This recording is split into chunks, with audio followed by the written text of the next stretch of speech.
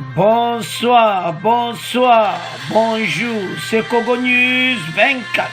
Bande Konanga, comme toujours, avant de commencer notre émission, nous disons merci à Dieu, nous disons merci à nos chers abonnés et téléspectateurs qui nous suivent partout dans le monde et en RDC. Bande Konanga, soyez les bienvenus dans l'émission Nabiso, Auto Sola Masolo ya RDC. À la une, Boyoka Bandeko. Débat entre IDPS et PPRD sur élection des gouverneurs. Oyo clôture la candidature ESA Lelo mercredi 23 Bandeko Nanga. Alors, tous à la connecter, tout vous développer ensemble. Deuxième point Bandeko Nanga. Katumbi Bandeko et Yindi na kati ensemble pour l'échange. Ba ministre o bazo kipe ba point clé na gouvernement, ba ministre o baza ya Katumbi ba loyi ba ko supporter été na 2023 ba ko supporter Fachi et Yindeli Katumbi. Alors bandeko nanga tous à la connecter to ko développer ensemble. Troisième point bandeko nanga et Yindi awa boyoka makamu Nehemi alobi na interview na ye bandeko 1 alobi sur Mboke Kufa. 2. Élection 2023. Alobi pona Kabila. Bokoyoka bandeko nanga. 3. Bandeko livre oya bimisi. Bandeko eza somo. Tambo oyoka ba détail eza ya kuyinda l'émission. Alors, chers téléspectateurs, comme d'habitude, tango ekoki. Auto Sola Masolo ya RDC yebisa bandeko nyonso. Place ozali en ligne. Ozana Instagram, ozana Facebook, partout place oza na WhatsApp ozo solola yebisa bandeko ete tango ekoki po to loba to discuter masolo ya RDC. On va commencer l'émission avec débat entre IDPS et PPRD sur l'élection de gouverneur. Bandeko boko yoka oyo IDPS bakoloba boko yoka oyo PPRD bakoloba bandeko plateau et pelimoto. IDPS alobi ngai tient à gagner l'élection de gouverneur dans les 14 provinces et tourner la page PPRD. Eh nzambe nanga PPRD ba tomboki mabe. Comment? Alors, clôture mercredi de l'opération d'enregistrement des candidatures à l'élection des gouverneurs. La CENI clôture mercredi 23 février l'opération d'enregistrement à l'élection des gouverneurs et vice-gouverneurs prévue le 6 avril prochain dans les 14 provinces de la RDC. Les candidats des partis politiques et candidats indépendants sont en train de déposer leur candidature dans les provinces concernées.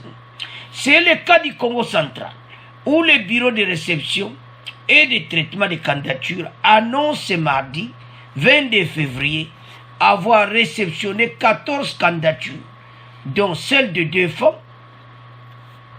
Les candidats, ces candidats sont tous les indépendants. Donc, les candidats non sont Congo central, la majorité des indépendants, déjà à Koïne. Avançons. Pour sa part, l'Union sacrée de la nation, qui est déterminée à gérer ces 14 provinces, a depuis ce lundi 21 février procédé à la répartition des postes selon les partis alliés. La liste est belle, c'est qu'il a qui dans les réseaux sociaux. Alors, selon IDPS, lobby, pour boyer bakeza vraiment ya solo fait wuta et pas ya secrétaire Kabouya.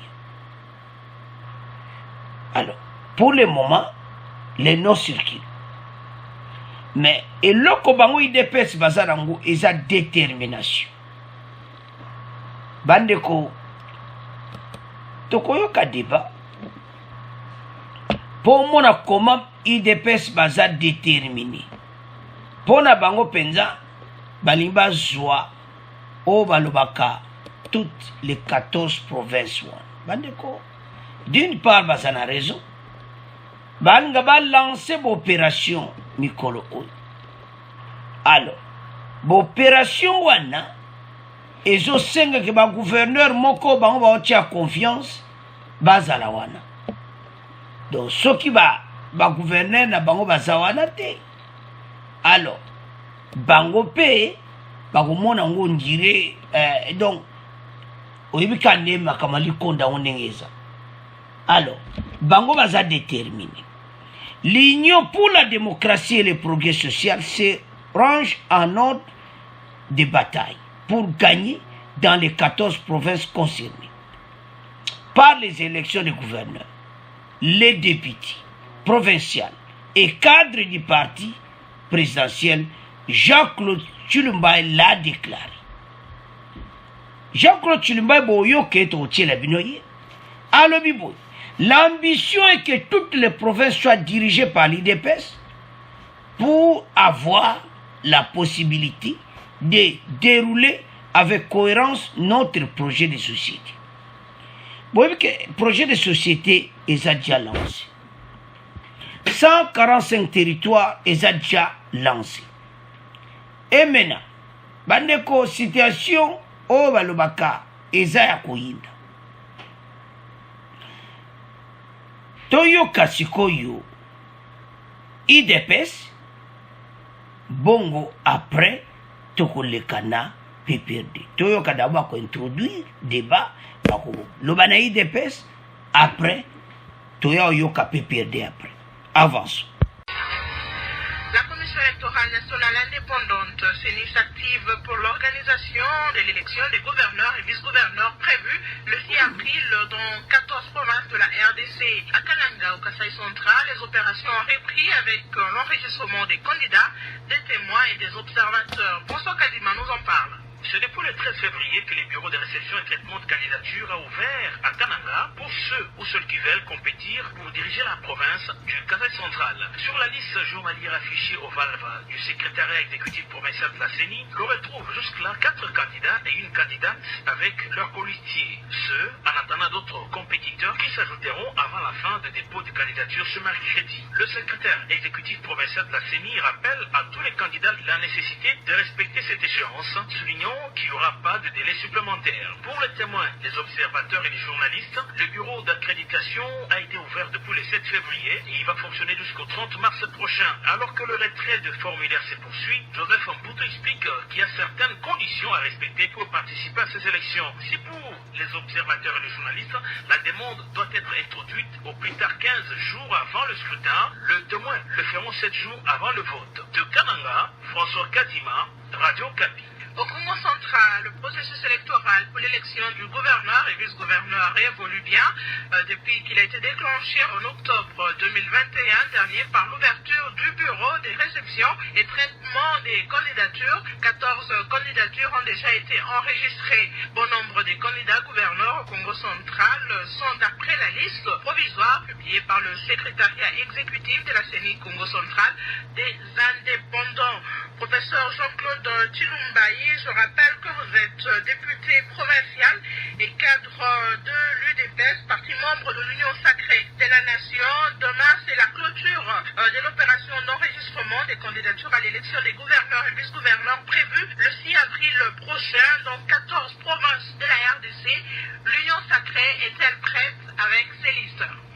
Je suis aussi madame rapporteur de la commission électorale permanente de l'UDPS qui s'est chargée de sélectionner les candidatures de l'UDPS aux différents postes à pouvoir dans cette élection. Et donc, c'est vous dire que l'Union sacrée est prête avec toutes ces candidatures parce qu'au niveau de l'UDPS, tout a été fait et que le secrétaire général du parti, M. Augustin Kabouya, avait la charge de devoir prendre des contacts utiles pour des alliances si nécessaires et de pouvoir engager le parti à cet effet. Je crois que tout a été fait à temps et que nos différents candidats se trouvent bel et bien au lieu de dépôt des candidatures pour finaliser les procédures utiles. L'objectif de l'UDPS, c'est d'avoir des gouverneurs dans les 14 provinces concernées ou bien vous allez céder certaines provinces à vos alliés?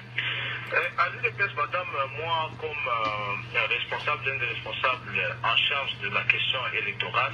La mission, c'est bien évidemment que les provinces soient dirigées par l'UDPS pour que nous ayons la possibilité de dérouler avec cohérence notre projet de société. Mais bien, nous avons des alliés, nous sommes dans une grande plateforme politique d'Union Sacrée. Vous venez de l'évoquer là-dessus. Il ne m'appartient pas à moi de décider avec qui on s'engage et comment on le fait. Nous sommes un service technique du parti. Nous avons fait ce travail à l'interne. Il appartient à monsieur le secrétaire général qui a la charge d'entrer en contact avec les autres partenaires et devoir faire des équilibres nécessaires là où on estime que tel allié pourrait avoir beaucoup plus de chances pour autant que nous tous nous soyons dans l'esprit de travail pour la réussite du mandat du chef de l'État. On devra donc trouver des accommodations nécessaires afin que nous allions à cette élection pour la gagner et tenter de faire notre mieux pour que nos populations trouvent la stabilité,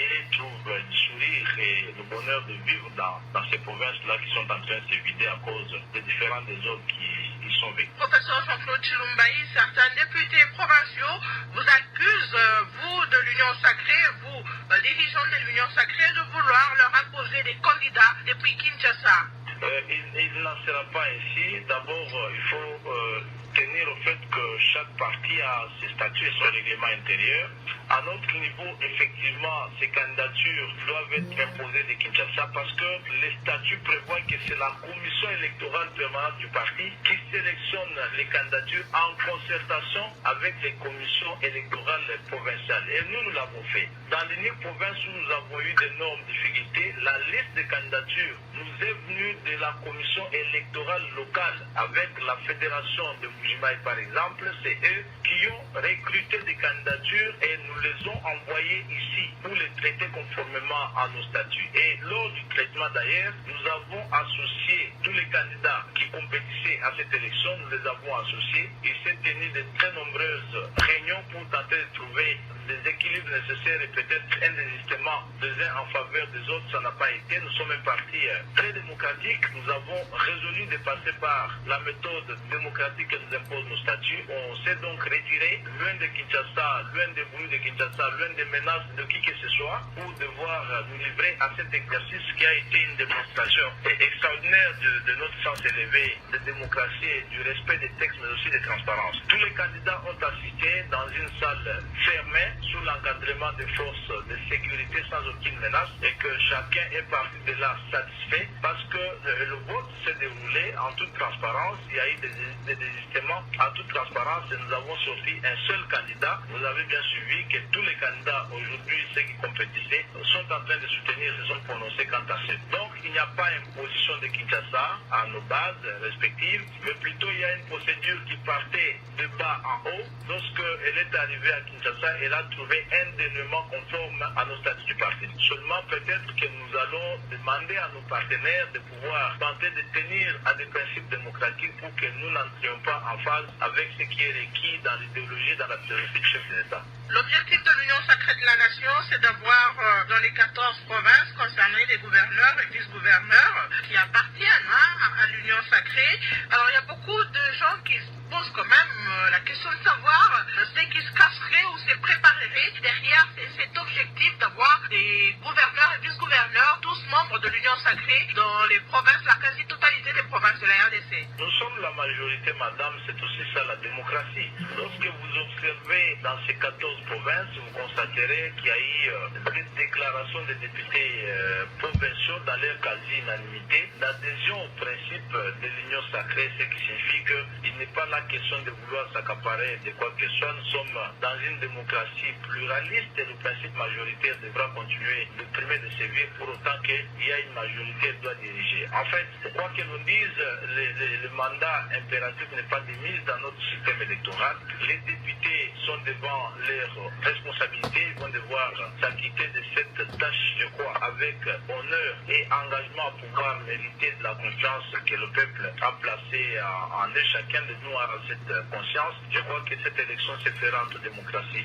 Tout ce qu'on peut faire, c'est d'inviter les autres composantes, les autres partis politiques et les mouvements politiques, ceux qui sont tentés par cette aventure, de se jeter dans l'eau, de présenter leur candidature et de pouvoir compétir, et que le meilleur gagne. Vous savez, nous respectons les principes démocratiques. Nous sommes allés à ces élections au début du mandat. Nous avons aligné certaines candidatures dans certaines provinces. Il y a eu des pertes. Nous nous sommes attaqués à personne. Il y a même des provinces où nous avions autant de députés, presque la majorité, nous n'avons pas gagné. Nous avons perdu dans des endroits où nous avions des députés, nos sénateurs n'ont pas été élus. Nous n'avons pas cassé la marmite. Nous nous sommes inclinés devant le vote des députés seuls élus du peuple et nous avons respecté nos principes du mandat qui n'est pas impératif quant à ça. On a respecté les volontés. Donc il faut qu'il en soit ainsi, même à cette élection, parce que les députés devront voter en toute liberté et nous avons choisi de présenter nos candidatures de compétir, les autres ont la même liberté. Professeur Jean-Claude Chilumbaï, l'Union sacrée de la nation est déterminée à gérer les 14 provinces concernées par l'élection des gouverneurs et des gouverneurs. Depuis hier lundi, il y a une liste qui circule de l'Union sacrée, une liste sur laquelle on trouve la répartition des postes selon les partis alliés. Est-ce que cette liste est authentique? Je ne peux l'authentifier, madame, tout comme je ne peux pas la contester parce qu'il est du pouvoir du secrétaire général, M. Augustin Kabouya, de participer à ces discussions et d'engager le parti dans ces discussions-là. S'il a participé à ces discussions et qu'il a dû engager le parti, c'est une liste qui nous engage. Mais à mon niveau, je ne peux pas vous dire qu'elle est une liste authentique. Je devrais, comme elle a circulé ce matin, entrer en contact avec le secrétaire général pour qu'il me dise si elle est authentique ou non. Si elle est authentique, elle est notre liste parce que c'est lui qui se sera engagé et c'est lui qui a le mandat de le faire. Alors, Bande Konanga Tolandi Bissonyos, nous avons suivi.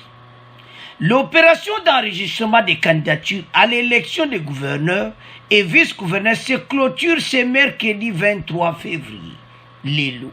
L'élection proprement dite est prévue le 6 avril prochain dans 14 provinces de la RDC. Bandeko. Chilumba et Azaki clair. À travers cette élection, il faut définitivement tourner la page PPRD. Le parti de l'ancien président de la République, Joseph Kabila, estime que les députés, estime que Mboko et Nandenge Zokene Bandeko, Makambo Ezarakito, parce que on va tourner page wana PPRD. Qu'est-ce qu'ils ont fait? Batam Simboko pendant 20 ans. Baye bakaboli ba province na biche zaki na kaka 8 provinces, to comme na 26 provinces. Ministre de décentralisation ngope o akabola ba province comme 26, azapeli susute. Donc, ezo salamawa ba province salaki 8 et comme 26. Et puis, tant que l'élection, FCC a occupé, tout le monde a PPD a occupé la province, la majorité. Alors, les occasions sur les 14 provinces, base la province tout, union sacrée. Et ça, on dit que ma bête pour, batam ça va programmer bien au Tozanango.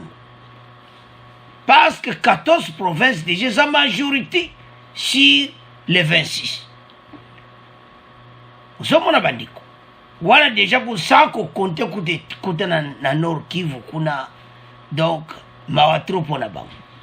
Kuna les deux provinces déjà en état de siège. Alors, avançons. Je ne vois personne qui ne soit nostalgique pour penser remettre une seule de nos provinces au PPRD et à la famille Kabila. Mais Chilumba a raison. Non, va pas ça vraiment sur PPRD ma province. PPRD a tardé. Tant que message à Chilumba, toujours à la porte. Mbala moko ba boycotter la élection ba gouverneur. Et Zaya Kouinda, et si yindi mais toujours à la PPRD. Parce que mon tezo pela na plateau. Ça chauffe.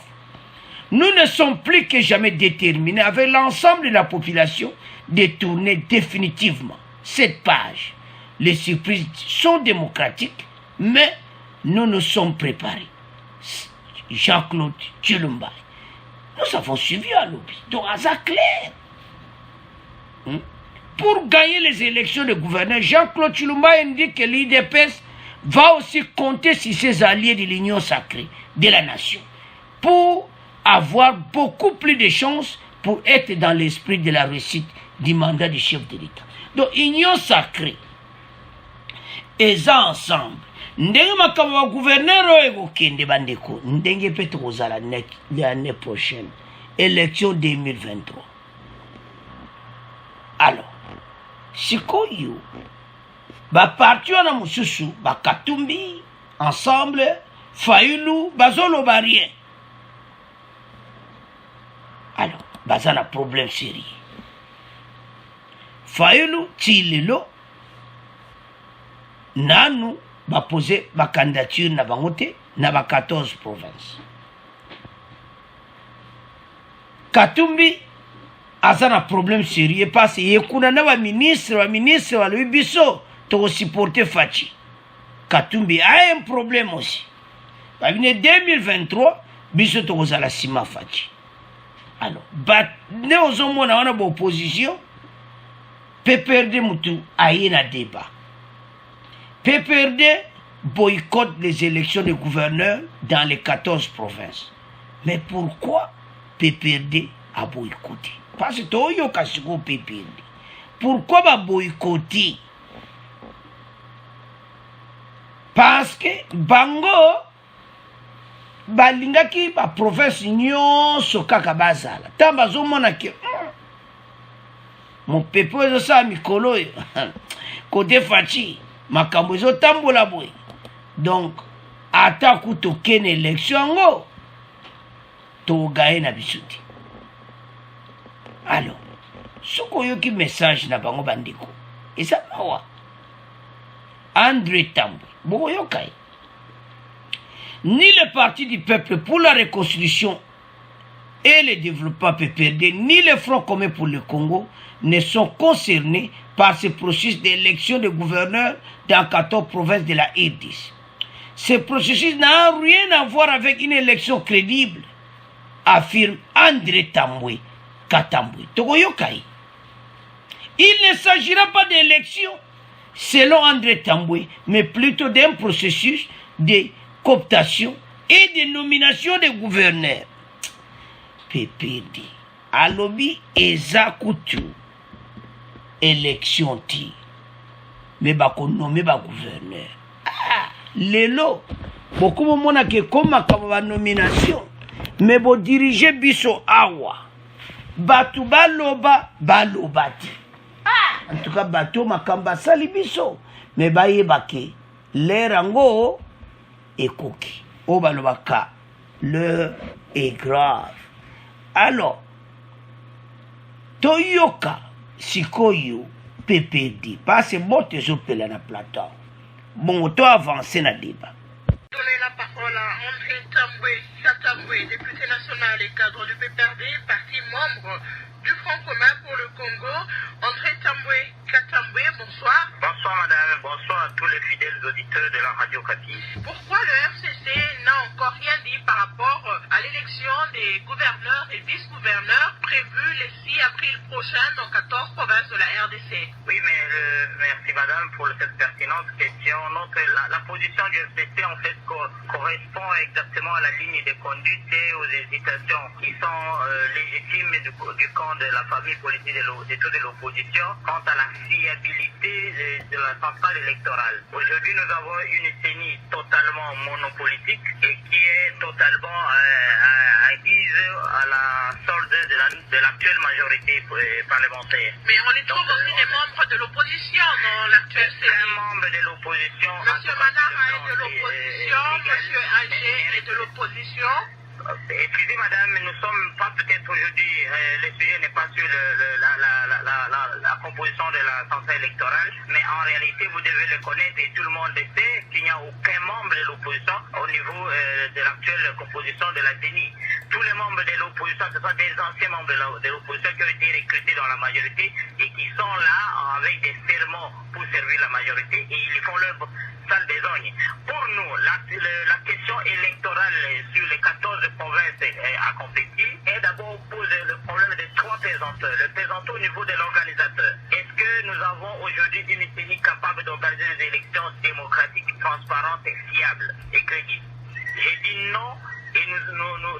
voir dans les jours qui viennent comment cette CENI va invalider les candidatures tout à fait conformes, mais qui vont être considérées comme des candidatures gênantes par rapport au ticket, entre guillemets, de la fantomatique Union Sacrée.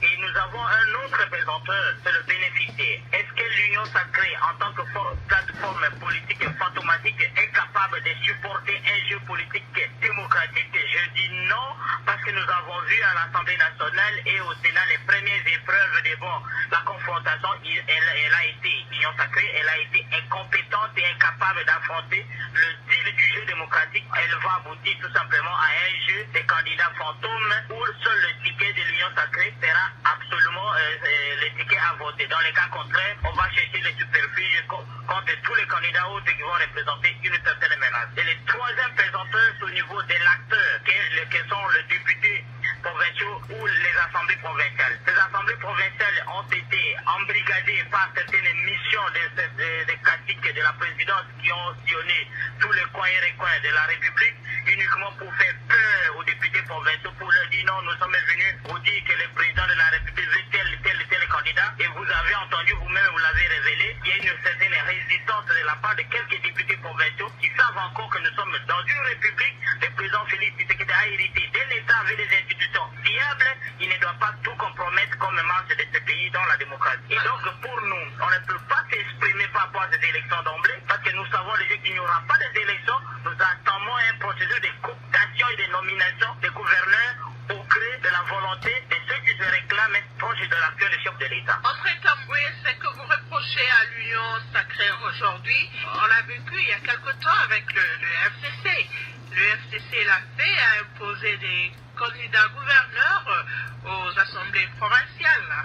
Non, c'est faux et archi faux, parce que moi-même j'étais originaire de la province du Sankourou. J'étais du FCC quand j'avais dit non à la candidature de l'honorable Lambert Mende, qui était candidat gouverneur du FCC à l'époque. Nous avons dit non et nous avons voté contre le ticket du FCC à l'époque. Et vous vous rappelez bien, en 2007, il y avait des candidats gouverneurs du FCC à l'époque, alias pour la majorité présentée, qui avaient joué devant les candidats du MLC. Mais c'est actuellement là, avec l'Union Sacrée, où les reculs démocratiques est très visible et très sonore. Et on ne peut plus aujourd'hui se voiler la face pour comparer l'ancien système du nouveau, parce que le nouveau est pire que l'ancien. Vous dénoncez l'organisateur qui n'est pas crédible selon vous, l'Union Sacrée qui n'aime pas les jeux démocratiques. Selon moi, parce que selon le ministre des Finances, Kazadi, qui est membre de l'Union Sacrée, qui a dit que M. Kadima a surfacturé déjà les véhicules pour les agents de la CENI. Qu'est-ce qu'il ne peut pas facturer, surfacturer? Même les vols pour aller dans un chef-lieu, la CENI va surfacturer. Même les paiements et la corruption, ça va s'installer au sein de la CENI, parce qu'une personne qui est incapable d'organiser le premier des marchés publics de manière viable ne peut plus rien faire de crédible en termes d'opération électorale. Vous savez au moins que la clôture de l'opération d'enregistrement des candidatures, c'est demain. Oui, c'est un calendrier qui ne nous engage pas sur le plan formel. Le FCC n'est pas concerné, c'est ce qu'il faut retenir. Nous sommes politiques qui adhérons aux idéaux de la démocratie. Nous ne pouvons pas accompagner un processus qui est totalement biaisé. L'Union Sacrée a rendu le pays inerte et toutes les assemblées provinciales et les institutions provinciales inertes pendant plus d'une année, uniquement dans l'intérêt de fragiliser le développement à la base et de faire un recul démocratique. Aujourd'hui, c'est la soif d'organiser les élections. Ce n'est pas parce qu'elle a besoin que le peuple bénéficie d'un certain développement, non. C'est parce qu'on veut installer des acolytes de la campagne du chef de l'État à travers les provinces.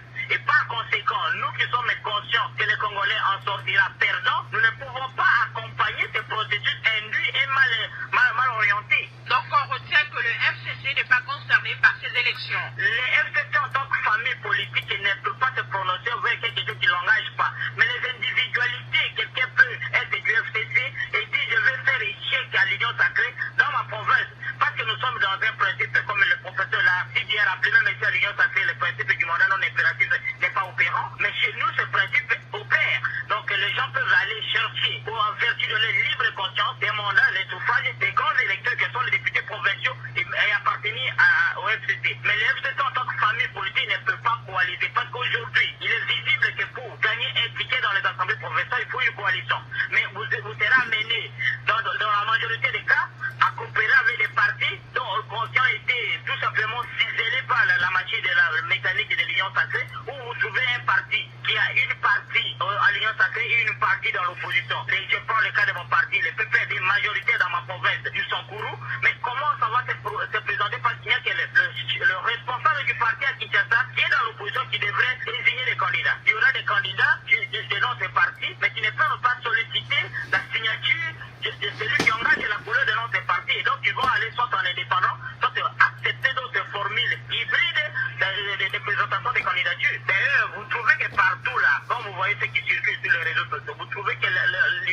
train d'organiser une véritable tricherie parce que la Constitution des lois de la République disent que lorsqu'il y a eu éviction d'un exécutif, celui qui doit le remplacer doit émaner de sa liste ancienne. Mais ce n'est plus le cas. Regardez comment on a chamboulé tout et on est en train d'assister carrément à une destruction flagrante de notre...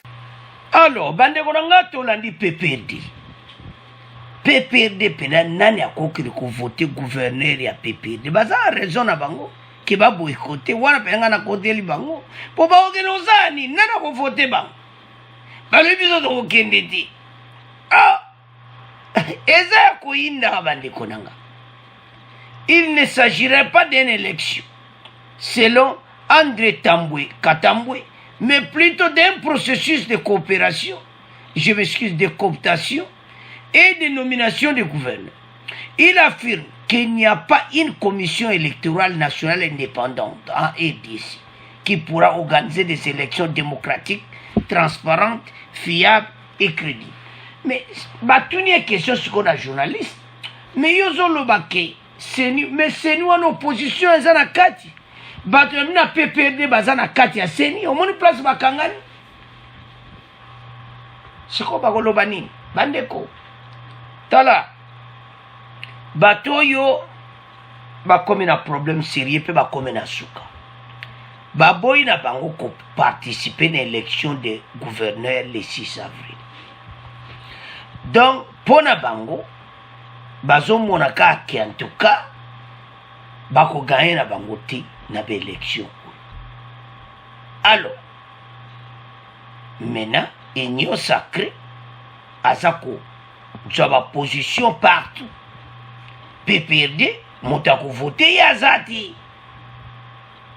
Bako tia libaya yango ya kozala gouverneur na quelle province oyo pena bandi baba mona pena que PPRD bazolinga ba oh non, ce n'est pas possible, ça ne va pas marcher.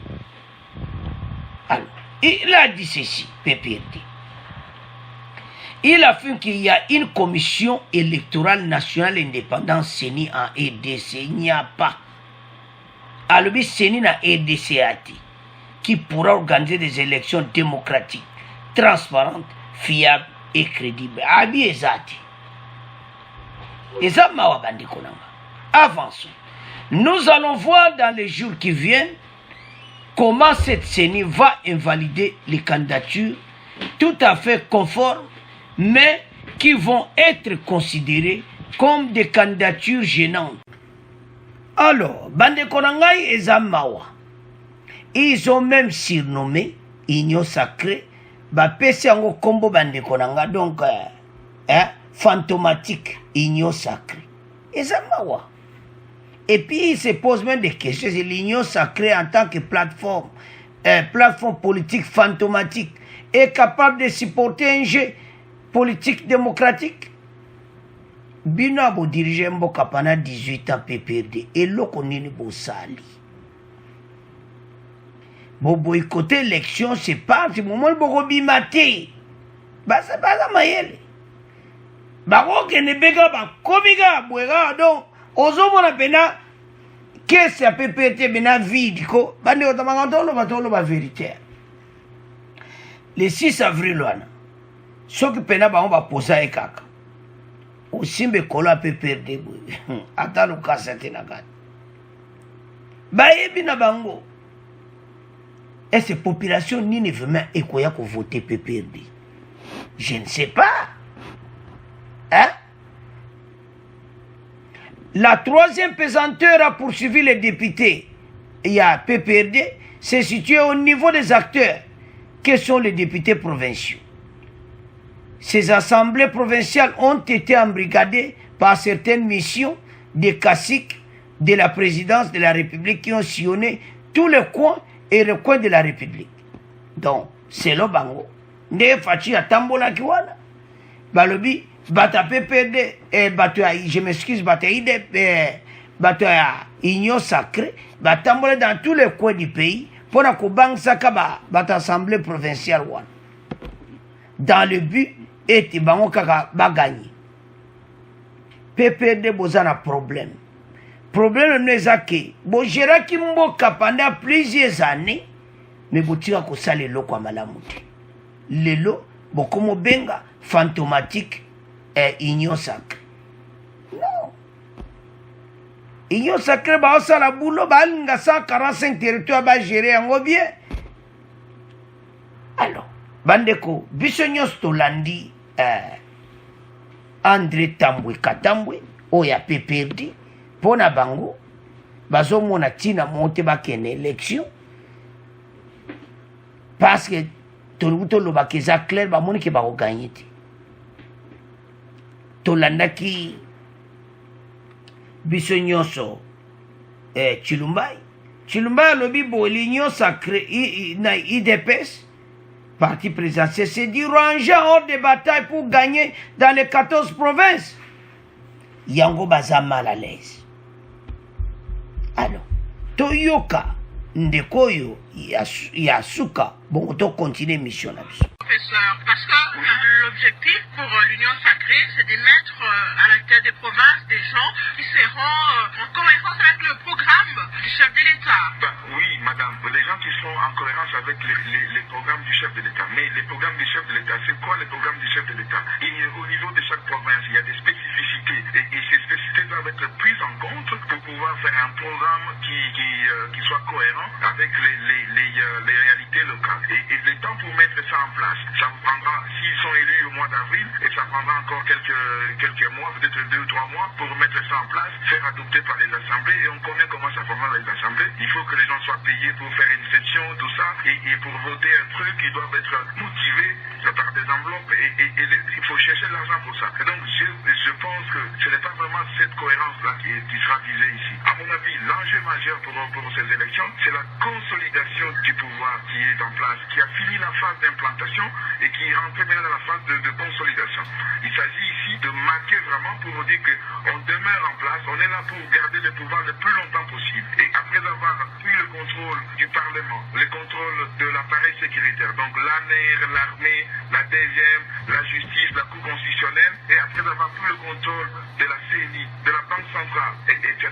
Donc maintenant, il faut poursuivre ce contrôle des différents appareils de l'État pour s'assurer que 2023, on va entrer dedans en essayant de maîtriser le maximum de paramètres pour que le président puisse garder le contrôle du pays pour 5 nouvelles années. Et donc pour moi, ça c'est l'enjeu majeur. Ce qui est normal pour un parti au pouvoir. Oui, mais justement, le président, il est là, mais il n'est pas sûr qu'il puisse gagner les élections. Donc il faut mettre en place des mécanismes pour faire ça. Et les gouverneurs de province constituent un maillon important dans ce dispositif. Parce que les gouverneurs de province seront donc des gens qui vont organiser la campagne du président au niveau de leur province pour utiliser les moyens d'État, etc.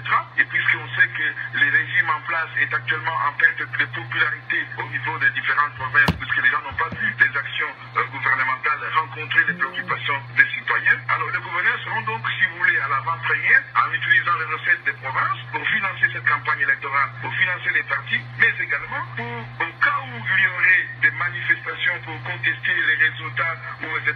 Le gouverneur de province, c'est un maillon important en termes de capacité pour mater, pour réprimer les manifestations qui pourraient contester les résultats des élections. Donc il y en a un enjeu majeur qui est consolider le pouvoir qui a été acquis en 2019 pour qu'on le garde au-delà de 2023. Pour moi, c'est l'essentiel. Il y a certains candidats, plutôt certains députés provinciaux qui fustigent le fait de voir Kinshasa leur imposer des candidats qui ne maîtrisent pas les réalités des provinces. Oui, mais c'est vraiment ce que je ne peux pas comprendre de la part de ceux qui détiennent le pouvoir. Ils ne peuvent pas se lamenter. Ceux qui pourraient se lamenter, c'est nous, les citoyens, qui n'avons pas le droit de vote. Mais chaque député, il a une voix. Et si tous les députés ne sont pas contents des candidats qu'on veut leur imposer, ce qu'ils ont à faire, c'est de ne pas suivre le mot d'ordre. On va les amener nulle part, voyez-vous. Donc ils vont exercer librement leur conscience, leur libre arbitre pour pouvoir choisir les candidats qui leur conviennent. Qu'ils poussent ceux d'entre eux ou des gens localement implantés en qui ils ont confiance et qu'ils considèrent comme étant des gens qui sont acquis aux intérêts locaux, aux intérêts de la province. province qui choisissent ces gens-là et pas des gens qu'on leur impose pour obéir à d'autres logiques, pour répondre à des enjeux qui les dépassent eux au niveau provincial. Et c'est cela, si vous voulez, moi si j'ai un mot à dire à ces députés, c'est de dire ne vous lamentez pas, ne vous plaignez pas, vous avez le pouvoir, c'est à vous de décider qui sera votre gouverneur et qui répond, qui puisse évidemment prendre en compte vos propres préoccupations et ceux de vos électeurs, c'est-à-dire les populations de vos entités. Alors, bande konanga tolandi biso nyonso wana. C'est-à-dire pona bango eza élection moko po bazo bakanga kaka ba poste nyonso. Donc les 14 provinces union sacrée donc azoyan. Selon bango bazo monate que eza vraiment élection oyo pena botie mabaya bozo bunda pena bo ba mo le ko donc eza nango ko nommer et tout ça. Consolidation des postes et tout ça. Mais ça m'a dit. Ma kamboza pour le date à l'élo le 23 bois au tika ba candidature. Ni Katumbi, ni Faïl. Bata PPRD ba écoute ouvertement ba boycotter na ba. Alors, so to landi ba biloko nyonso. Ezo mwana clairement que mboka na biso bandiko. Batu bazo kansaka makansi oya bienti. Que soi-disant que Fachi azo kanga ba poste nyonso. Mais ba tiki place pour les boya. Boya na élection, c'est ça. Bandeko eza makambo yo bango il faut ba participer nango. Eza très important parce que élection ezali le 6 avril bango batia mabaya. Mais pourquoi baza kubanga nini? Ba idedi bazo jouer la présidente de la République qui akangi mboka nyonso. Donc ezamawa. Ou tout cela ezo laksa clairement était bango baza kubanga na bango. Bande ko PPRD ndenge IDPS wa utolo bana débat. Mutu nana ngwa ku voter bango. Mutu ku voter bango azate bande konanga. Donc pona bango, masolo et siliwana. Le 6 avril, union sacrée bajiba poste union sa 14 provinces. Allez, masolo et tamboli va comment se préparer pour la élection 2023. Alors, yango leto comme na posto ya et na point mibale boko yoka ndeni Katumbi basali. Alors, bande ko pona ko conclure débat oyo. PPRD abone ko kendi. Amoni ki akojoane kaka échec. Bon nyonso baza na opposition ba musu bavani nyemba zolo beloko te. Mais pona bango soki ezalaki ya présidence ngaye lero Faïlu mais le col ezala ngo ya ba gouverneur bazo mon intérêt na bango ti ya makaka tozoloba soki ezalaki élection 2023 Faïlu avana kimia bo Katumbi avana kimia ba on besoin poste. Bande kweza ya koina. Donc bango ba bena balubi 14 avril wana. Soki union sacrée joano union sozwa bokendi. Botia mabaya. Tout le monde peut ezali peut avant 2023 ti. Mais bozo banganini. Bozo mona le passe et kadi malobi e kozala élection moko kitoko démocratique makamute koleka bien. Alors mabaya ya opposition na ba opposition na PPRD bango tout et moralité lelo za ki jour asuka. Alors bande konanga batiki na bango babwaki éponge na terrain babito moito ya le 6 avril. Alors siko union sacrée bakozwa tous les 14 provinces et à Fotana bango moko après ka bango bakoloba lisusu voilà élection ezaki triqué. Au monde va créer la polémique, mais ba yesu ba ko tika ba candidature lelo muko asuka ba mwaniti. Alors bande onanga c'est à ce point. To comment clôturer point yo.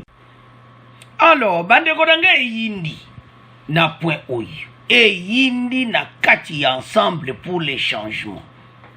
Katumbi azana colère ya ko sakarate parce que makambo ebimi polele. Katumbi perd le contrôle de ses ministres au gouvernement Fatina Sama Bandeko, dont Mawatru. Eco News, Moïse Katumbi perd le contrôle de ses délégués au gouvernement Sama. Kabandeko. Toyeba na biso. Bandeko boza ata na place ba ministre. Soki na vanda ngana fachi na union sacrée makamutu kitoko na supporter fachi na 2023 za clair. So ya supporter Katumbi. Fachi abimi. Ya esa oza ministre. Donc makamasa ngo polele. Supporter nga élection 2023 tout à coup. Alors bango wana ba telemi pena dongo yo kama watu. Les journaux Paris mercredi 23 février donc Lelo à Kinshasa citent les quasi-totalité des membres du gouvernement pro-Katumbi qui ont basculé dans le camp de Félix Tshisekedi. Ils ont basculé, c'est tout. Hein. Donc Katumbi Moutima soumettra tout de colère dans un mais awa. Ce qu'on a au Sandé, Bango, na 2023, Bandeko Moussouba est ouvertement ba lobby na média, tozo ya na poana. Katumbi ne bandeli, aye bende na komeme makamboti. E banaga makamba gato. Facha se ibsabo ke bino ne ba Katumbi batu jojo ba poste kala ba bemba batu atu. Bobosa na gouvernement na otia bilongi asika. Makamfacha lo bakasala kangwa cheba okende ministre des transports Lutundula vice-premier ministre ministre affaires étrangères Moïndo Nzangi donc biloko na tueza kwa laksa Katumbi makamna efsa kyo yango yonde moi ozo poste ya président ya assemblée nationale wana osengaki ti oye bendaki makambo mukolongo baga osolola Jean-Marc Kabunda vite bino boye kobebisa union sacrée Kabunda lobele bango direct atika bango du tati. Sans surprise, 5 des 6 ministres d'ensemble pour la République de Moïse Katumbi ont décidé de tourner le dos à leur mentor en se jetant dans les bras du chef de l'État, Félix Tshisekedi, révèle Econews. 6. Donc 5, Azan ministre est né 6. Mais 5 balobi, biso, na fachi 2023, toko supporter fachi. Katumbi a tombo kimabe. Bandeko soto tali. Ata yomoko. Na kada bango. Bako supporter na. Nande ya mabete. Awe zate ko buena nande ya mabete me bamoni ke tozala sima fachi. Po bamoni ba projet kitoko fachi azana mpona mboka. Bamoni ke président oyo nde mutu akosilisa masolo nyonso oyo PPD akosilisa ti. Amalobi te bise foto kodi konte wana koma kote. Pour les tabloïds, les causes de ces changements remontent à la période des tractations politiques qui avaient précédé la mise en place du gouvernement Sama Lukonde. La majorité des ministres d'ensemble s'étaient décidés d'intégrer le gouvernement sans avoir obtenu l'aval de leur parti politique. Balobi makambo oyo ebandaka na leba os kabula gato. Oyo ebiyelaki Katumbi na Jean-Marc Kabunda benda bika mobule kotaki po Katumbi alingaki azala premier ministre Jean-Pierre président Assemblée nationale Bemba premier ministre makambo bomba yelaki. Tango bakomi wana kopo wana esimbiti. Mais Fachi azakane bien. Aepse baonke bino te me batu na yo na kotia bomba poste pe ya bien. Ale mbala moko bamona ba poste kitoko Fachi atie bango. alors moindo nzangi okende wa transport to bango tu bande wa vite ye bazana 6 ministres mais 5 balobi biso to tika biso to supporter Faci oh bosi we Faci don ngabo Katumbi do mawatu makamwatu bandaka na lerwana. Alors maintenant aujourd'hui Recheri Bandeko citation Oyo. Alors le quotidien, le journal devant la presse, ces membres du gouvernement ne se cachent plus. Ils disent haut et fort qu'ils vont soutenir la candidature de Félix Antoine Tshisekedi Tshilombo en 2023.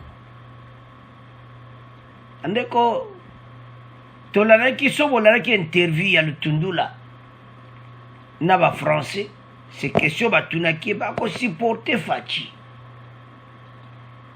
Katumbi s'attendait au Kendalo bakena ko supporter Katumbi. Moindo Nzanga lo bana ko supporter Katumbi. Lutundula lo bakena ko supporter Katumbi. Non. Dans la place Katumbi azana problème. Sokinga Katumbi mikiti sana yo pa Faci. Katumbi Faci azala kadae bien. Mikiti sa okomona batuno nyonso bakozo ba pose pe a bien. Makamba loba ki bangote. Mais yo Katumbi yo zalaka ka présent ensemble. Alors, oye bomi mbokezani. Élection siko ba osola masolo élection siko année prochaine. Il faut sola mutakuta sola la parti politique na. Katumbi a sola la parti politique na ye. Ba ministre ba lobite. Biso 2023 Sima Faci. Mobulu koti. Ba comme kolobango polele. Il cite nommément Séraphine Kilubu Kutuna, vice-ministre de la Défense, Modeste Mutinga, Mutuchai, ministre des Affaires sociales, Action humanitaire et solidarité nationale, Christophe Lutundula, vice-ministre des Affaires étrangères, et Moïndo Nzangi, ministre de l'enseignement supérieur et université. Katumbi, biso tokolanda ote, biso 2023 Sima Faci. Katumbi esimbiti. Yango message tozolo bakaye makamtolo ba yango. Katumbi azana posa mingi okoma président de la République à RDC. Il faut la tala ba réalité. Ozomona ke ba Congolais na ndenge na yebi bango sikoyo. Et c'est moi difficile Katumbi à l'eka. Na vrai vote. N'est au cas de Makosalis. Parce que on est la vote moko crédible. Et ça tout le monde va scénario les gars qui passé. Baba baye ko la propre. Faci a tué Katumbi a tué. Mais Katumbi a peu de chance. C'est Faci qui a beaucoup de chance. Pourquoi? Bendis nango yango. Makambo Jezelak sa ke peuple aza pour mingi pour Faci ke Katumbi. Ba ministre basola na batuna bango. Position bon baza ba yo comprendre que mon cher Katumbi ne passera pas. Pourquoi derrière lui? Tokosanga ba tant ba nommé gouvernement en 2023. Pourquoi pas Faci? Après les échanges, ils ont pris la décision que biso Tokolanda Katumbi. Katumbi tilelo. Amona akake. Omoni balobali kamoko okoza nona ba moyen makambo ebele. Mais ezana makambo sule mususu otiembongo esimbite. Et surtout dans le moment où les Congolais va fungoli misu. Katumbi olobane bo tia là tia azube là Katumbi mais a voté aussi. Au PCB tricot Katumbi balati na bango. mais comme na bureau de vote baké mamba boaki kota fachi donc bon comprendre la réalité mikolo joie na yo mais on voter na oti to yo kaka rebelle yango nego sala alors makambo yango ebandi ba ministre yo moko balobi ba ko supporter ote c'est-à-dire ils a clair défaite donc ils ont clairement fatia opjwa les défauts alors bandeko na ngai tokomotika ngo na bino katumbi akomi na problème à perdre le contrôle ya ba ministre na gouvernement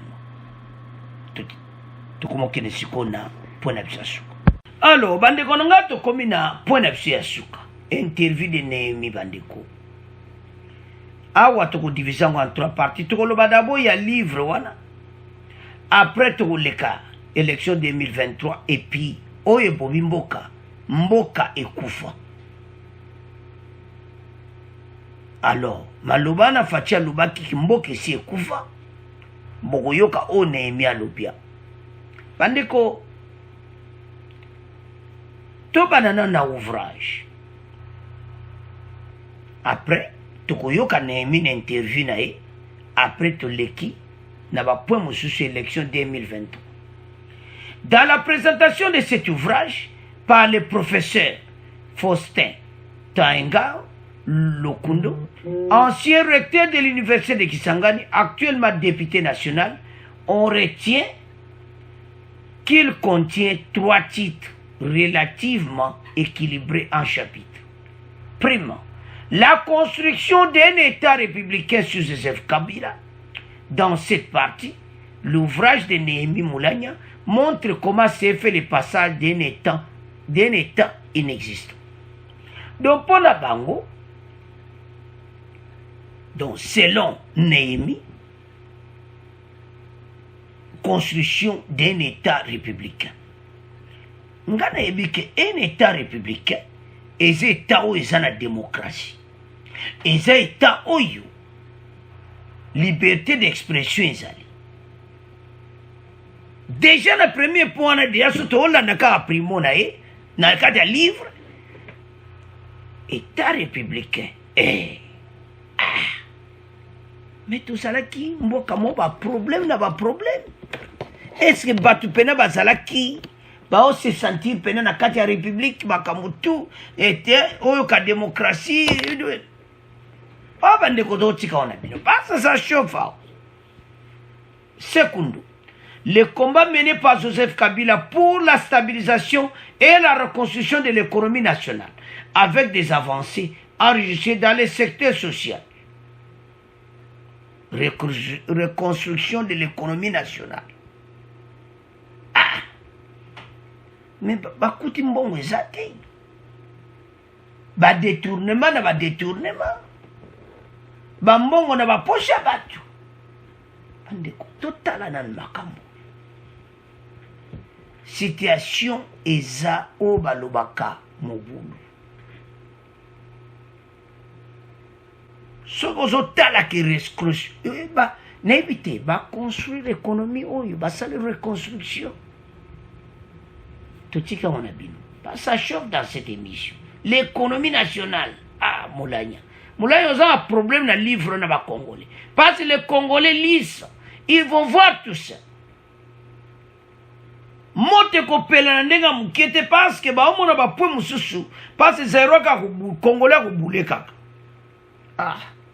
Mboko ba bongisa ke économie za kitoko. Bandeko, situation za mobulu bandeko. Tertio, la matrice des défis et les perspectives pour un Congo nouveau selon la vision de Joseph Kabila Kabangi.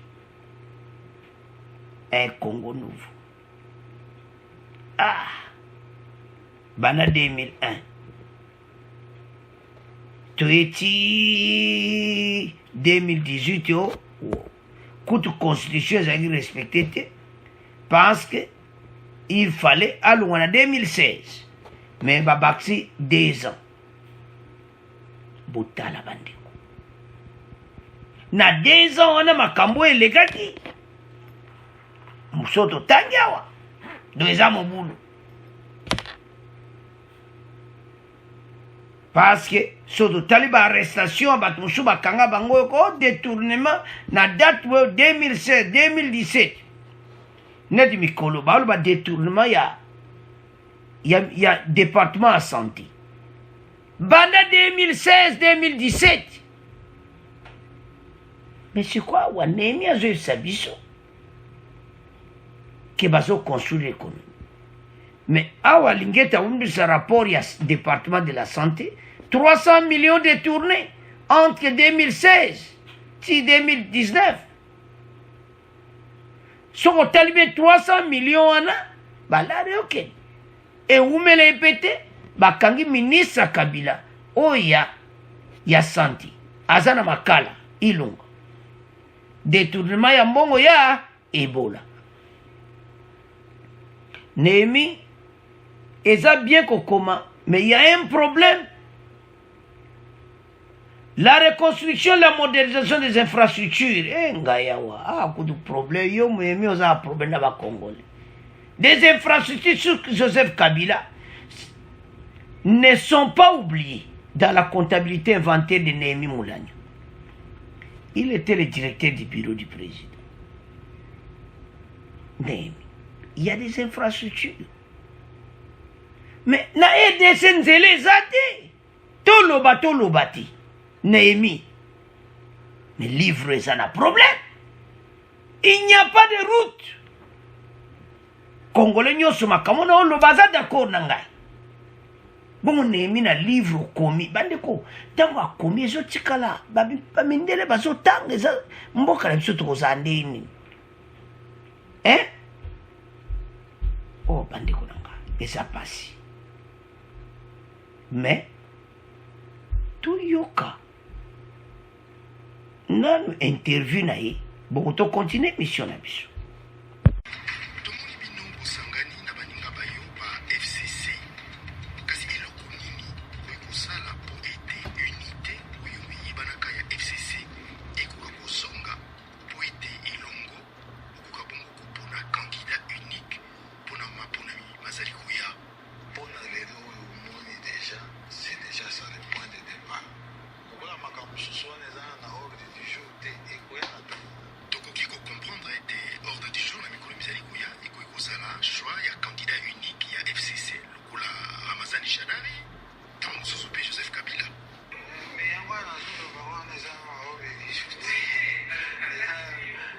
mais l'essentiel c'est que makanisi ezali déjà en terme ya nini tokoki ko parce qu'au fait mituna ezalaki mibale ya liboso ezalaki oyo babanda kobamba biso na elongi mikolo nyonso bino kosala eloko te bino boboma mboka bino bon ok na humilité nyonso wana tomeki kolakisa tokutaki mboka oyo kongo na eta nini mwa méthodologie moke oyo tozalaki na yango mpona kosangisa yango mpona kotia processus électoral na démocratisation en général en marche mpona kobanda reconstruction ya mboka na oyo réellement tosalaki totia yango première partie deuxième partie mais na troisième partie mpe tolobi nano esili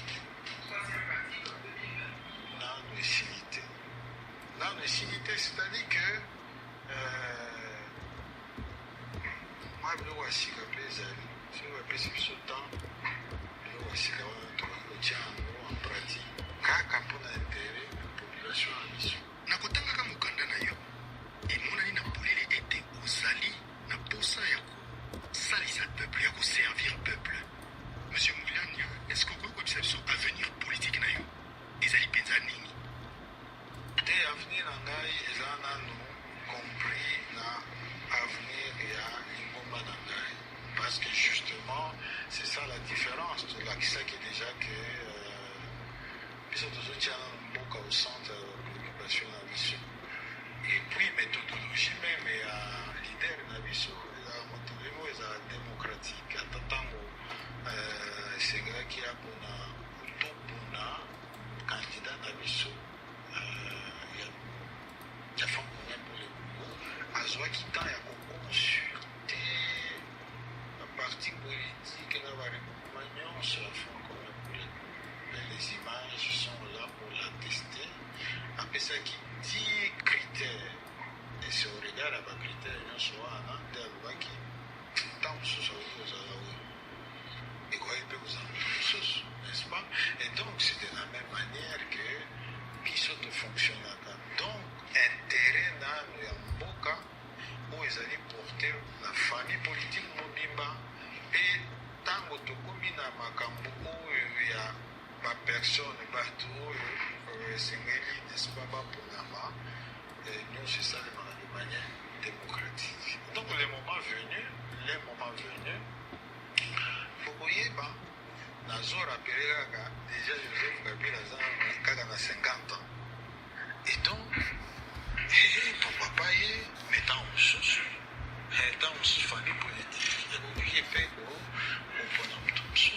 pourquoi pas? Donc, et là, on attend, on a ndikumulana lelo oyo bimisi mukanda tozali komona ete na FCC iloko na iloko ezali na ngonga na yango ngonga nini oyo bomoni ete bokoki kopengisa biso mpona koyebisa biso programme mpenza ya solo ya FCC ilongo soki ekozala nini tomo aza na maîtrise atante nzambe aza na maîtrise donc on attend oyo nzambe akodisposer ce qui est sûr mpo nazoyebisa yo ndenge osabe ndeko mulana merci mingi lokola ondima ikosolola na biso koyebisa biso liloba na yo ya suka mpona masolo na biso ya lelo d'abord nasepeli mpona opportunité opesi ngai ya koyanola mituna na yo mais en même temps utaki oloba ke c'est avec beaucoup d'humilité nde nakomaki ndeko nga certes nazalaki na cabinet ya président Kabila depuis 2004 mais penepene na ye mpenza ndenge nasali na ye loba directeur de cabinet na ye c'est depuis 2015 yango wana lobaki ke nazali ouvrier de la dernière heure na géré te mais nazalaki conseiller na ye na période ya suka wana donc eza na bamosusu oyo babanda ntan mosusu na ye bagéra badossier minene na mboka oyo tout ça ezala na niveau ya parlement ezala na niveau ya gouvernement oyo bakokaki kokoma mais c'est sûr ke balingai baboma kitoko koleka ngai donc oyo ngai nasali ezaka mwa contribution moke nasali mpe nazoespere ke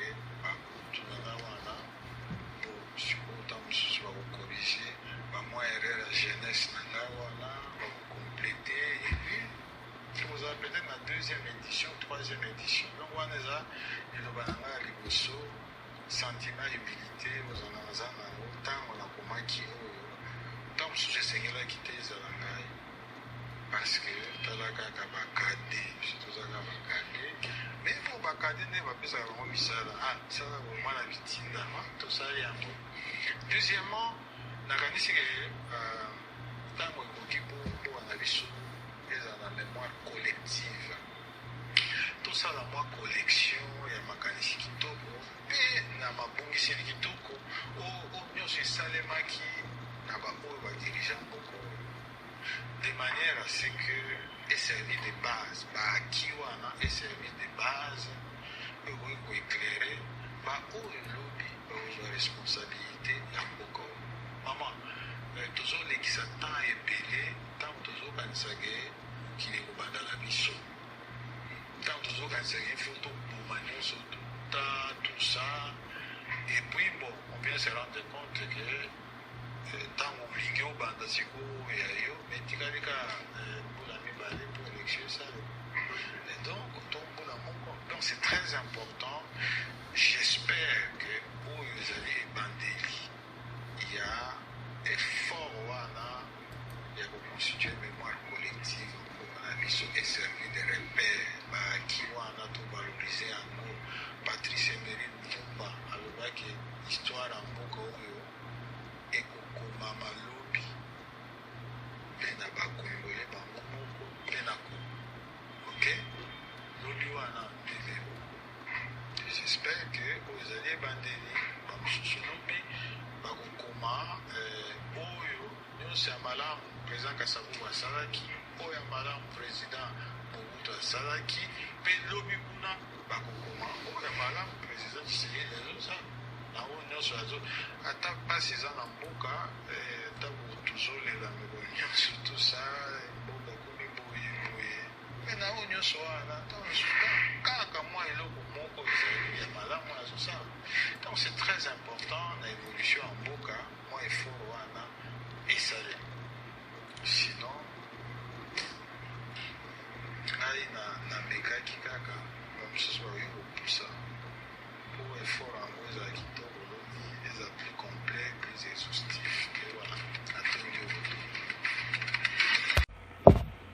Alors bandeko na nga tolandi biso nyonso o mboka esi ekufa et tout cela Kabila azali baidea bien mpo na mboka na livre oyo bandeko eza mawa.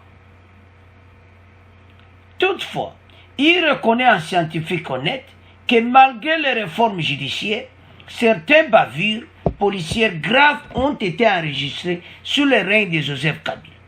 Il épingle aussi comme faiblesse du régime Kabila l'absence de sanctions après le contrôle parlementaire à l'encontre des membres du gouvernement concernés et autres mandataires impliqués dans la mauvaise gestion des affaires de la République. Ah, c'est ça. On reconnaître yango makambo ebele eza vraiment dérangé na kati ya mboka na ndenga mukete omona pena ke mauvaise gestion ezalaki yango Néhémie il faut bolobaka la vérité pour aider ba Congolais.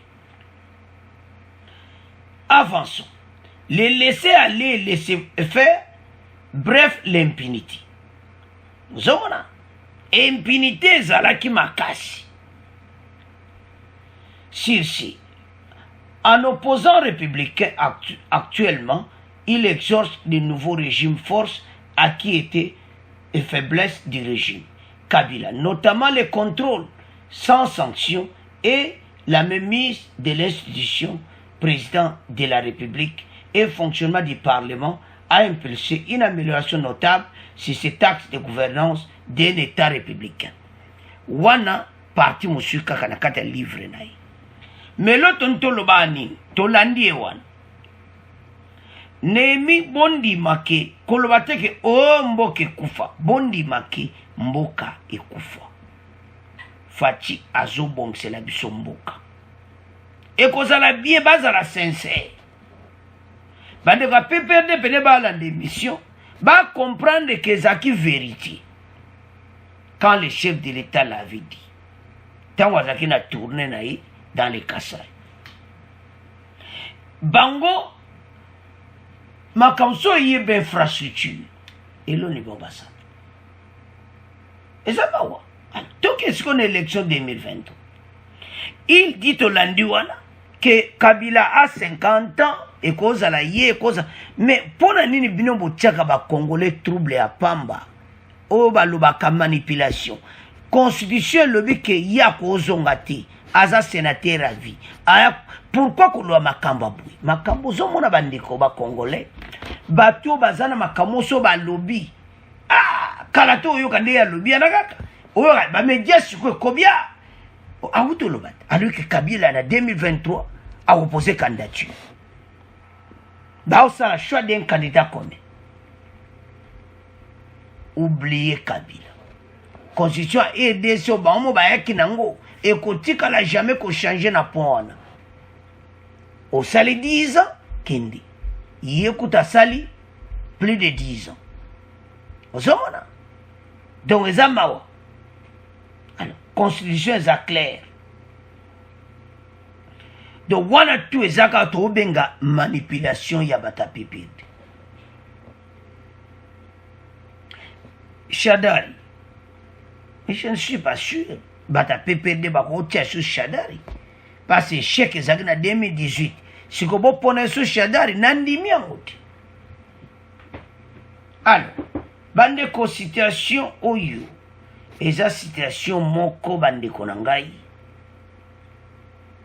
Livre oyo. Eza livre mo makambo ebele ba Congolais ba contredire. Oui, toza la démocratie. Mais ba contredire selon la eza pena vérité.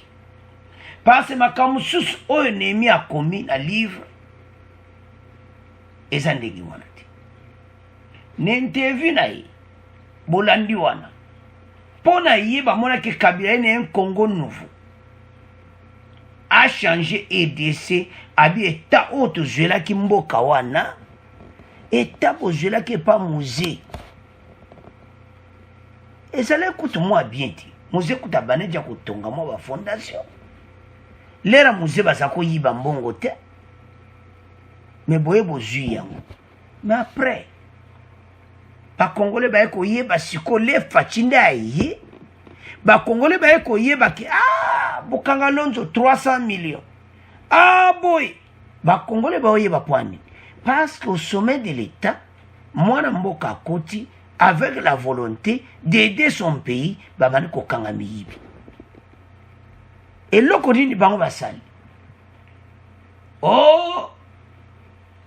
la république des juges sikoyo loni basali kope koti la liberté provisoire pour bango bazatis tala eza makambo toloba véritaire ils étaient 20 ans au pouvoir bazana batu partout Congolais faut yeba yango tokeba il faut toluka parce que partout bazali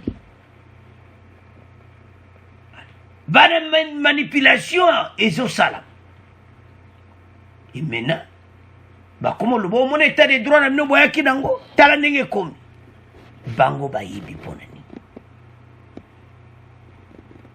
Dans son livre il a dit ceci, je vais lire ça encore. Toutefois, il reconnaît en scientifique honnête que malgré les réformes judiciaires, certains bavures policières graves ont été enregistrées sous le règne de Joseph Kabila. Et ça qui est grave. Kubeta batu masasi. Lokola reconnaître ngo, ba policier bazo tirer na batu. Donc biloko wana nyonso. Mais esengo ndenga reconnaître na kati ya livre.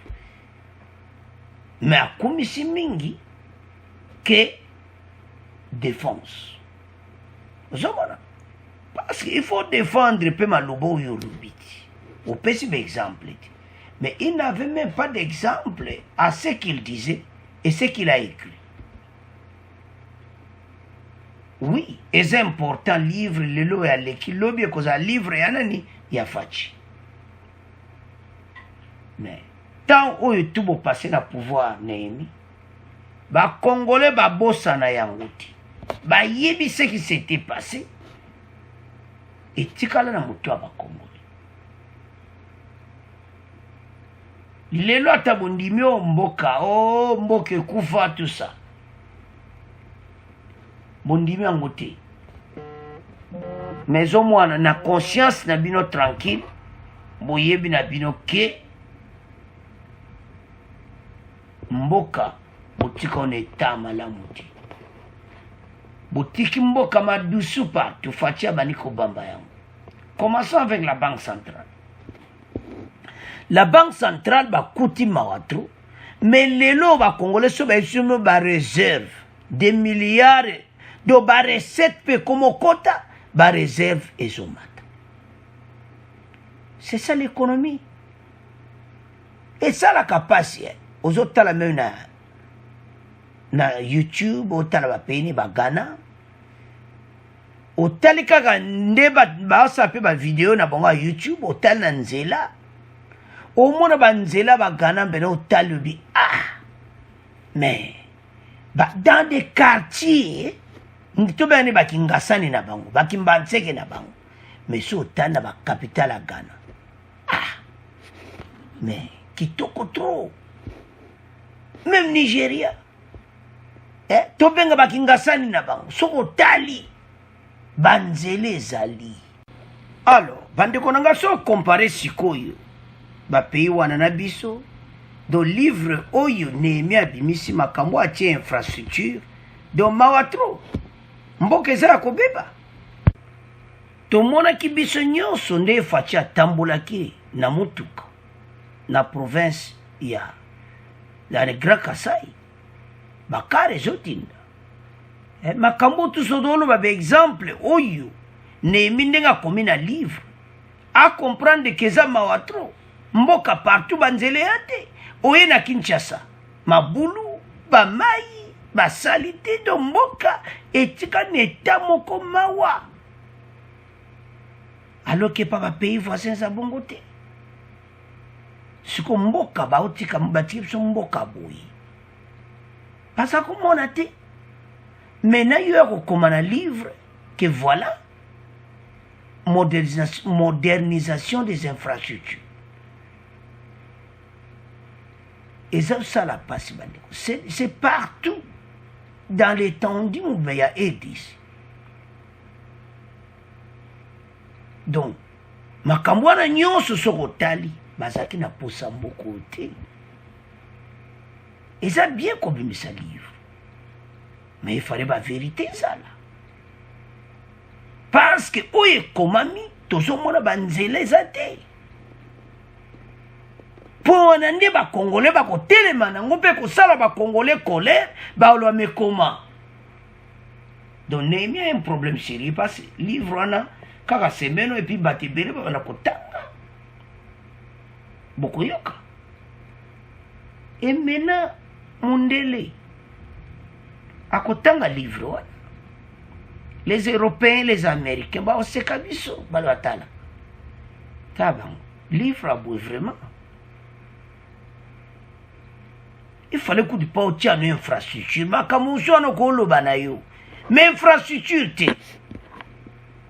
Mais côté impunité, a touché moi bah point que malgré bah policier bah celle bah bébé les one en tout cas, te féliciter Néhémie côté one, na livre Catherine.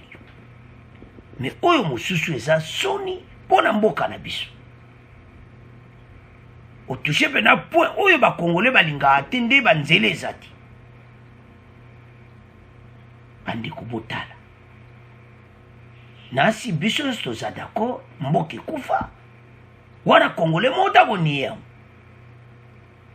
mais bango bandimi te bango balobi modernisation esalamaki dans temps bazalaki au pouvoir interview na etolandi yango tonto mpo mokoresime yango très bien parce que makambo oyo etikali na livre ekotikala moto ayebi mboka te ayokanisa ke ya quelque chose qui s'était fait alors qu'il n'y a rien faci azobana kotonga mboka donc à partir nde faci azotonga mboka nde yango place mboka ekobonga mais avant wana il n'y avait rien yango message à chaque fois à faire mission de soutenir moi na mboka za na tête au sommet de l'état azo nga bon sapso aider ici oyo ba vérité na kata livre lo miti totika oyo wana go to lingana tozala bomoko pour aider ceux qui ne liboso. C'est à ce point to comment clôturer mission na biso bo abonner massivement bo partager. Au revoir, à la prochaine.